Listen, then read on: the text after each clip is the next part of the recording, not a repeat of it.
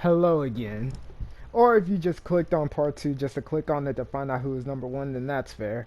Alright, so let's set up the ground rules again, right, just in case. Yes, I rank boss separately from their phases, right? Let's say Malekith and Beast Clergyman, for example. I think Beast Clergyman is much harder than Malekith, but I don't want to bring Beast Clergyman down because Malekith is so easy to me. So I just separated their phases because I put Malekith much lower on this list and Beast Clergyman much higher on the list.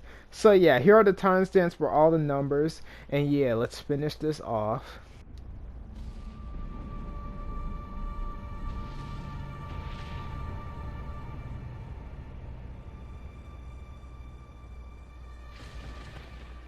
Number 13, Flacciducex.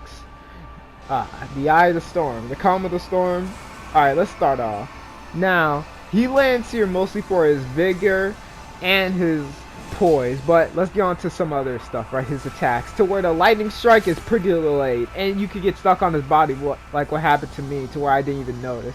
And let's go back to the lightning, to where you can try to land some attacks during it, but it's very risky, especially for what happened to me last attempt, to where I overcompensated. And his hitboxes are pretty big, to where they're actually hard to dodge for me, especially with the little burst they have, to where it just makes them more tricky. And the lightning creation attack, to where I tried to land a fully charged R2. I still managed to get it, but it was more of a risk for me, especially I didn't get much reward out of it because I just got ultimately destroyed. I had to use 2 healing items, to where it's not worth it. Now his attacks do have some clear points, but one main thing about first phase is that he doesn't move much. Now he'll have some burst of movements like that, right? But still, he doesn't move fairly much. He's fairly stationary. Now it is somewhat hard to break his poise, but it is heavily advised here, especially for how much health he has, to where it can take quite a while. Especially with my Godslayer Greatsword, it helps me out here. Now when we go on to the teleporting phase, now that's where his attacks really become hard to dodge, to where he still has lingering hitboxes, and he locks off with your camera. And I already said that his hitboxes are pretty hard to dodge, especially with him just not teleporting. This is what really gets me on his attacks, especially with his fire. His fire is really good, especially with the 2 heads, to where you have to deal with multiple layers of fire, and they can ground you and just hit you on the ground. But his final attack, right, to where I break his poise, which is pretty good. You could get 2 poise breaks off in this fight. That's one thing that does hurt him a bit, right, to where he can be susceptible to poise breaks. Now his poise is fairly hard to break. He has a lot of poise, but still. Now let's talk about the laser beam attack, to where the lightning added on for pressure is really good. But the main weakness of this attack, to where you could just hide in one of the walls, then just bait him into the laser and get a lot of free attacks. That's one of his main weaknesses, is his poise and how many times you can break his poise, and his final attack. But still, overall a difficult boss. Now let's move on to the next one. Margit the Fellman falls at number 12. Now let's start off with some negatives. That you can strafe his leaping attack and get a fully charged R2. He won't always start off with this attack, but if he does, then you can easily get a fully charged R2 off. And a fully charged R2 off here. What I'm going to lead up to is that his poise is easy to break. But a positive is that his arena sucks a bit, to where you get stuck on the objects here. But yeah, back to that poise break. I broke his poise with 2 heavy charged attacks and jumping R2. But his range is amazing. Like, I get stuck on those lances, then he just hits me from right there. Especially, look at his aggression. He went to a range attack into a jumping attack. But he is strafeable. Now going to phase 2, right, to where he becomes extremely dangerous. The infamous attack, the roll trap, to where I just get caught up by it, and it's so deadly. Especially for how fast it is. And look at these sequences of attacks that he goes at, to where he throws a dagger, summons a hammer. Then I try to jump in, but then he summons a sword and does the spinning attack, to where his range just gets longer. Then he goes into a hammer, which is a delayed attack. Just flurries of combos like that, to where he just does all those attacks, makes him hard to approach. Especially to where I always keep my distance around Margit, because I know, especially in early game, that my run can end anytime. Like, look at this, to where he augments himself, to where now he starts running at me to catch me far away. And his dagger cancels. But yeah, nothing else to say about Margit. Sorry, but even though he has all those flurries and combinations, that's what he mostly lands here for. His aggression, his arena being a bit bad, especially since you could fall off it, and the way he could just be so aggressive, and it's hard to approach him.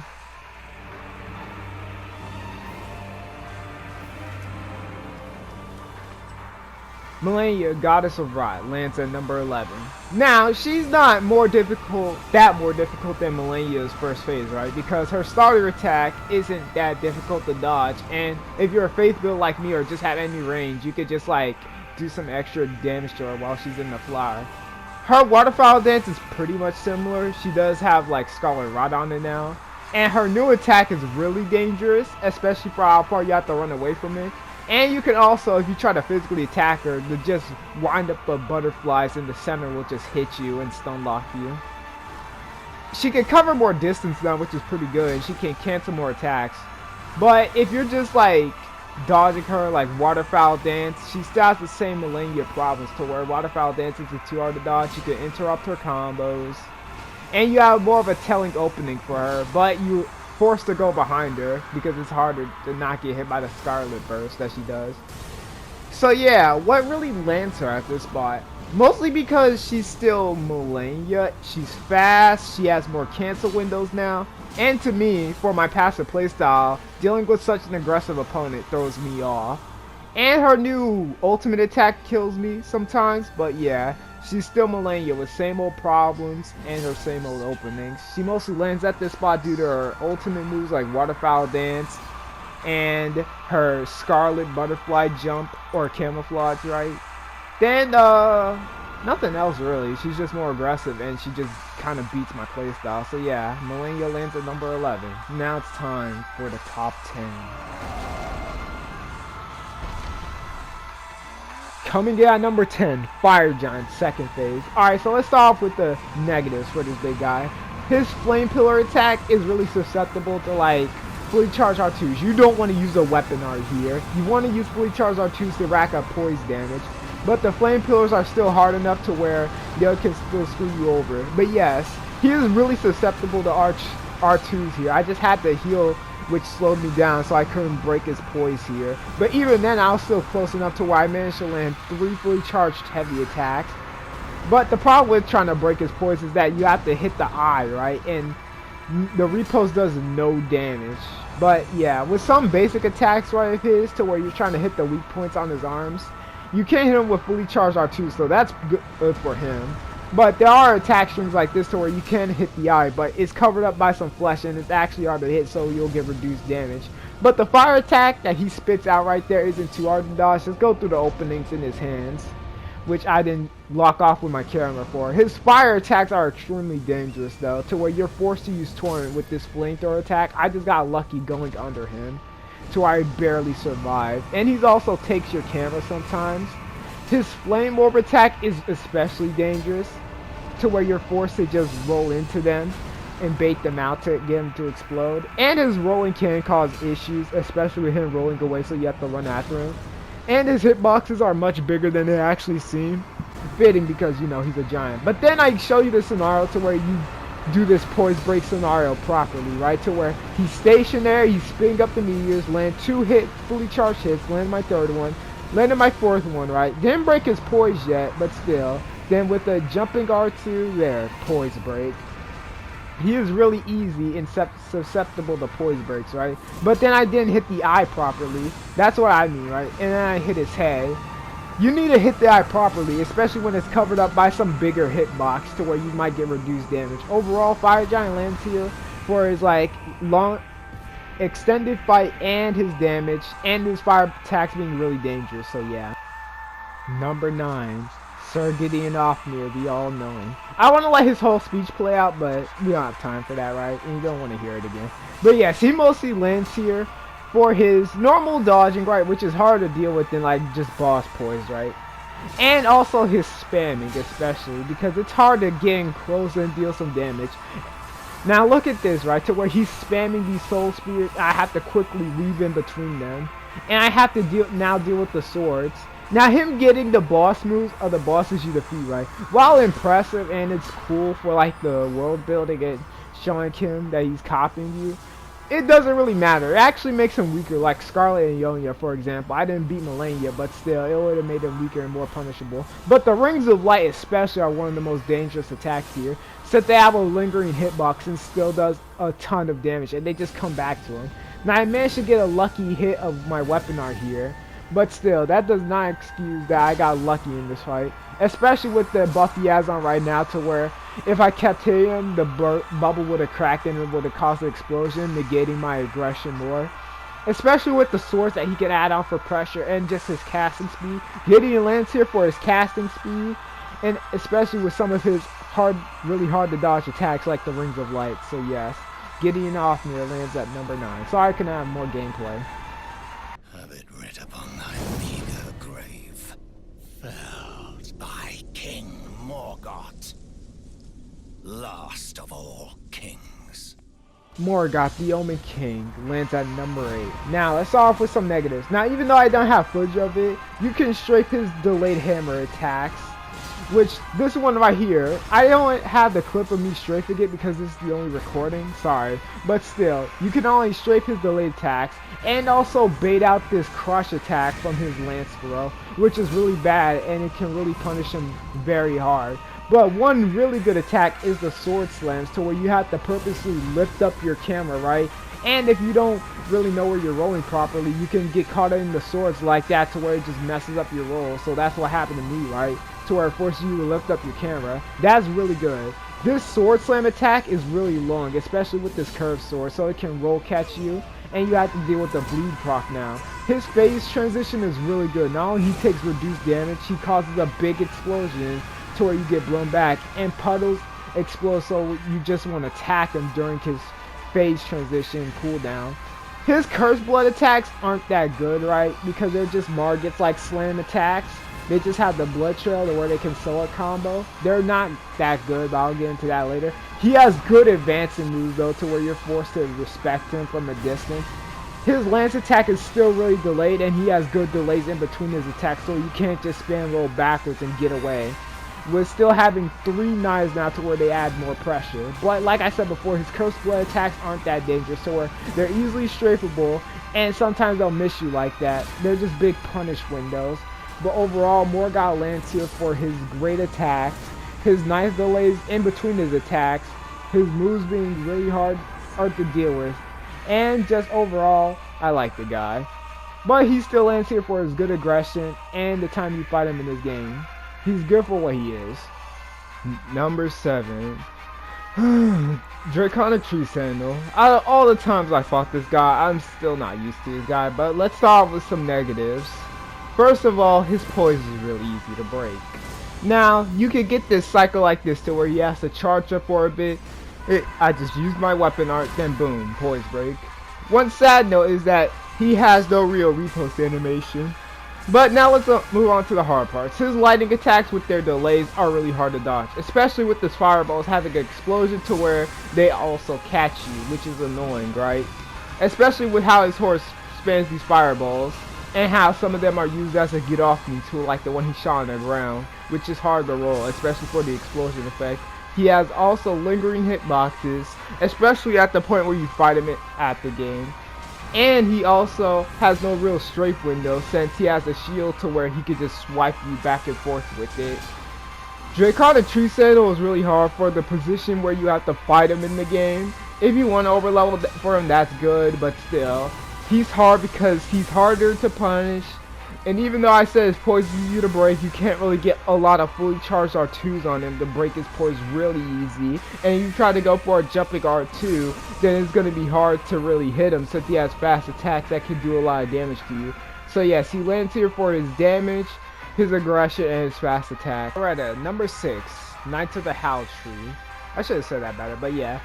Let's get started. Loretta's initial move can be punished with a fully charged R2. But watch out for her carrying source, to where they can apply some good pressure and do a bit of damage.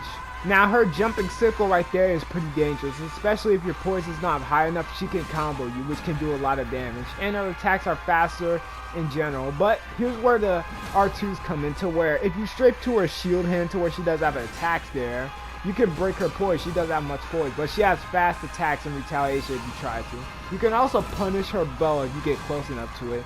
But like I said, not with the big punish. And her startup to phase 2 is a really big punch because I landed my full weapon art there, broke her poise. But phase 2 is just more dangerous because her magical attacks are more dangerous. Not only they do more damage now, they are not strafeable anymore.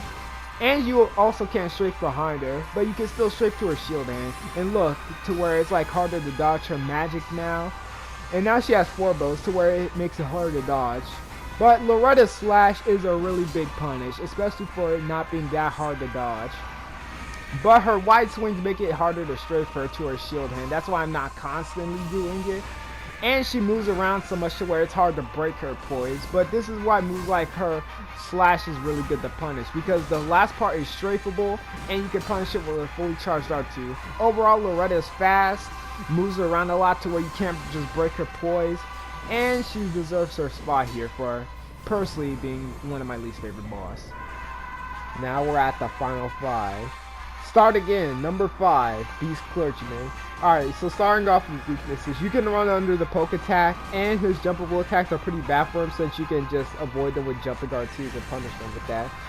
This racks up more poise damage, especially since you can land fully charged R2s on his projectile attacks like his Beast Pellets and Boulder.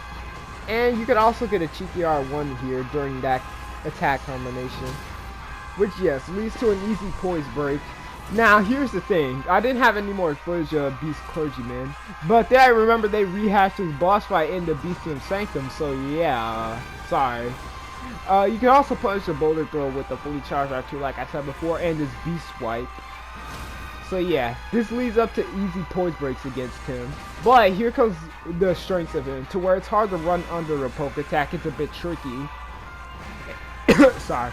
And especially when he combines his projectiles and melee range to where they're hard to react to and they could possibly be used as a roll catch. And his jumpable attacks are pretty hard, especially when you're not properly positioned for them. So yeah. And he also knows how to guide himself well, especially since he shifts his body to where you can miss your sword swing right there. And even though he still has his weaknesses of fully charged R2s, he still can guide his body well to where he throws his body to the side and throws his projectiles. He just had bad positioning here. Overall, Beast Clergyman lands at this spot with this fast aggression, good combos to where they slightly shift his body. And even though he can be reposted a lot, his projectile shifts between rocks and pellets are really good, especially since you have to deal with different speeds of projectiles. Number 4, Godskin Duo. Okay, let's start off with the really threatening part. Their fireballs are really good, especially for doing residual damage and slowly ticking you down more. And the Noble himself has pretty good roll catches to where you can't just spam roll. And they can obscure each other, especially with the Noble obscuring the Apostle right there to where I didn't pay attention to him. And they're both really aggressive, especially since this is a gank fight and they don't really separate from each other. And their biggest strength in this fight to where they go into phase 2. So yeah, Godskin's phase 2 attacks aren't that difficult to dodge, especially the roll. Don't try to hide behind the pillars, they just break and it just makes it more stressful to like whether you're gonna go over the pillars. And they also still obscure each other, mostly the Noble, right? But Godskin Apostle's phase 2 isn't nothing really special, he just elongates himself more, especially when it has really huge punishes like this, right? I can even argue that it's easier, right? But let's get on to their main weakness. But they still do land up here to where if you beat one of them, it's really easy to overtake this boss fight and do a large chunks of damage to them, especially since they're both not that hard in general. It's just the poorly designed method of the gank fight that makes them really hard. Because I broke Noble's poise here fairly easily, especially with landing fully charged R2s, and you get another opening if he tries to snap his fingers to summon the Apostle again. So yeah, overall, the Godskin Duo really lands here for mostly not being the most balanced boss fight, especially with how aggressive both of them are and they don't separate from each other. But if you manage to kill one of them, they're really easy. So yeah, that's enough. Final 3 now. It's been a ride, but I don't want to waste your time anymore. Let's just move on to number 3. Starting off the final 3 is the one and only Lich Dragon for the Sax. Alright, so let's start off with the strengths this time other than his negatives. His mechanic to where you have to cease your close combat, especially just getting close to him, to where this little lightning bolt will strike you if you don't run away from it, is really good because you could either choose to roll it or run away from it, which rolling wastes more stamina, so it's best to just run away from it. And he could also take your camera a bit, but his melee attacks are also really good, especially with the little sparkle effect or spark effect to where it's just an additional hitbox. It makes it harder to hit his head, and he has an AoE to where you just can't hide under him, which is really good, especially with the visual clutter to where it's hard to see and his hitboxes are a bit wonky, right? And it's actually hard to break his poise. But now let's go into a bit weaknesses to where he's not that hard to dodge, like that Dragon Slam and this Lancy Exclave. It's mostly when you just see the body movement and him flying down to where these slam attacks aren't that hard to dodge. His Fire Breath isn't that hard to dodge as well. It does have really good range though, but his hitboxes are still really big to make up for that. Lancy Axe has a good strike of not being able to break his poise due to his mechanic of not letting you get melee attacks in. So yes, he lands here for good hitboxes. He takes your camera, and he also has good mechanic that supports him, so he doesn't get his poise broken. Number 2, the Limgrave Evergaol Crucible Knight. Where do I start with this guy? First of all, let me let him appear. Alright, so first thing I want to start off with, hit the shield. But next thing, his attacks are pretty fast and quick, right? And he still is strafable, but his attacks are really fast, especially with the Stone Stomp, to where you can mostly land one hit on him, then he instantly retaliates. One of his major punishes is this Sword Stance, to where after rolling it, you can get like a fully charged R2 punish. You mostly want to hit the shield to get that attack to punish him, but even then it's so fast that when you can mostly land one hit, and if you try to land another hit, he'll mostly recover and hit you. This makes it hard to somewhat break his poise because you can most of the time land one hit on his attacks. If you're good at parrying, then you can definitely beat this guy. And he has good heal inputs to where he can reach your heals. His poke attack is really good, but his second phase is really devastating. Now let's talk about his flight, to where it sometimes makes him unpunishable because he can just fly up in the air really fast. His tail attack has really good range, especially with him adding that tail attack in his melee combos. Now you can jump over the tail, which is a good bit of information now. Now the tail attack in melee combat, it makes it really hard to punish him since it's harder to strafe him now, and it comes out really fast, so it can potentially catch you lacking if you didn't instantly roll. That's what definitely caught me off guard, especially with how fast it is. It's just a good cover move. Crucible Knight mostly lands here for his quick recovery in his melee attacks, his fast aggression, and his tail mix-ups to where he's inconsistent, doesn't do it most of the time after ending a combo.